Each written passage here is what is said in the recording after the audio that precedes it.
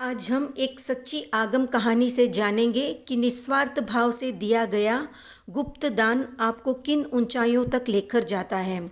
जिस दान के पीछे कोई प्रदर्शन की भावना नहीं, कोई स्वार्थ नहीं, ऐसा दान आपको अखूट संपत्ति का मालिक बनाता है। आजकल का दान तो पहले कैमरों में कैद होता है, बड़ी सी पिक्चर के साथ बड़े बड़े अक्षरों में। अमुक व्यक्ति ने अमुक को इतना दान दिया, पूरा प्रदर्शन, ताकि समाज का एक व्यक्ति भी इस बात से अनभिज्ञ न रह पाए, सबको पता चले कि अमुक व्यक्ति ने दान दिया है। ऐसा दान जिसमें इतना दिखावा, नाम, यश, वाहवाही की चाह रहती है, वो दान इतना फलदायी नहीं रहता। दान ऐसा होना चाहिए कि एक हाथ से दे तो दूसरे हाथ को पता भी न चले, इतना गुप्त होना चाहिए। अब तो एक हाथ तो क्या, पूरी सोसाइटी में जब तक ढिंढोरा न पीटा जाए तब तक हमें लगता ही नहीं कि हमने कुछ दान भी दिया है। अब जानते हैं कहानी। एक छोटा बच्चा संगम अपनी माँ के साथ रहता था। पिता चल बसे थे।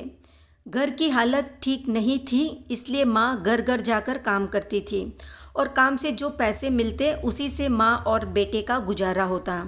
एक दिन संगम ने देखा कि उसकी हम उम्र के सारे बच्चे खीर खा रहे हैं, तो उसे भी खीर खाने की इच्छा हुई। वो माँ के पास गया और कहने लगा, मेरे सारे दोस्त खीर खा रहे हैं, मुझे भी खीर खाना है।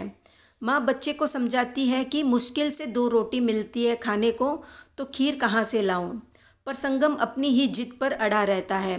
आखिर माँ को झुकना पड़ता है उसकी जिद के सामने। जैसे तैसे करके वो कहीं से चावल, कहीं से दूध, तो कहीं से शक्कर मांग कर लाती है और खीर बनाकर संगम को एक थाली में परोस देती है और पानी भरने के लिए चल देती है।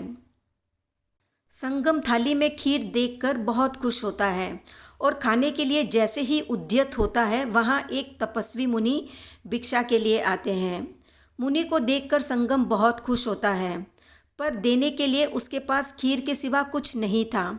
इसलिए वो अपनी सारी खीर बिना कुछ सोचे समझे उस साधु के पात्र में खुश होकर डाल देता है। निस्वार्थ भाव से भिक्षा देने के कारण संगम घोर पुण्य का अर्जन कर लेता है।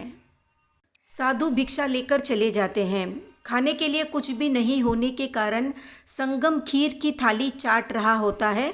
इतने में उसकी माँ आती है और उसको थाली चाटता देखकर बहुत ही दुखी होती है और मन में सोचती है कि मेरा बेटा कितना भूखा रहता है, एक थाली भरकर मैंने इसको खीर दिया है, फिर भी ये थाली को चाट रहा है।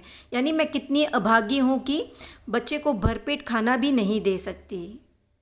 संगम मुनि को खीर देने की बात अपनी माँ से छुपा कर रखता है।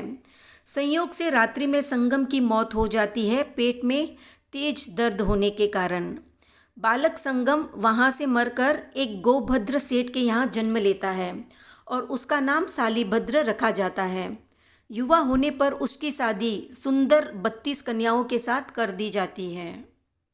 सालीभद्र के पिता गोभद्र साधना हेतु महावीर के पास दीक्षित हो जाते हैं और अपना आयुष्य पूरा करके स्वधर्म देवलोक में पैदा होते हैं।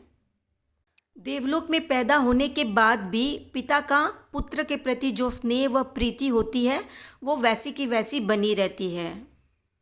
पुत्र मोह के चलते पिता रोज देवलोक से अपने पुत्र सालीभद्र व उसकी पत्नी 32 पत्नियों के लिए वस्त्र, आभूषण व भोज्य पदार्थों की 33 और 33 यानी 99 पेटियां स्वर्ग से रोज भेजता। इस प्रकार देवलोक से उसके लिए खाना, कपड़ा, भोजन, सारी चीज़ें, खाना, कपड़ा, भोजन के साथ आभूषण भी आने लगे और वो बैठे बैठे वैभव और ऐश्वर्य से संपन्न होता गया। बालक संगम के रूप में उसने जो खीर साधुओं को उत्तम व शुद्ध भावों से दी, उसी के फलस्वरूप उसका जन्म एक संपन्न सेठ के यहाँ हुआ और वो सेठ मरने के बाद भी देवलोक से अपार संपत्ति व वैभव संगम रूपी सालीभद्र को भेजता था। तो ऐसी अपार धन दौलत व संपदा शुद्ध साधु को ऊंचे भावों से दान देने के कारण मिली। खुद के पास खाने को नहीं था, फिर भी जो उदार दिल से उसने साधु को खीर दी, उसी के फलस्वरूप संगम ने शुभ पुण्य कर्मों का अर्जन किया और अपार संपदा, वैभव व ऐश्वर्य से संपन्न हुआ। तो निस्वार्थ भाव से साधु को गुप्त दान देने वाला अपार धन दौलत व संपदा का मालिक बनता है। धन दौलत मिलेगी साधु को दान देने पर, ऐसा सोचकर कोई दान देता है तो वो इतना फलदायी नहीं होता। बिना किसी स्वार्थ के अंतर हृदय से जो दान दिया जाता है वो आपको अमीरपति, खरबपति या अरबपति से भी ज़्यादा वैभव व संपदा से संपन्न बनाता है। उदार दिल आपका भाग्य कब बदल देगा आप खुद नहीं जानते। कहानी अच्छी लगी तो लाइक, शेयर, सब्सक्राइब करें।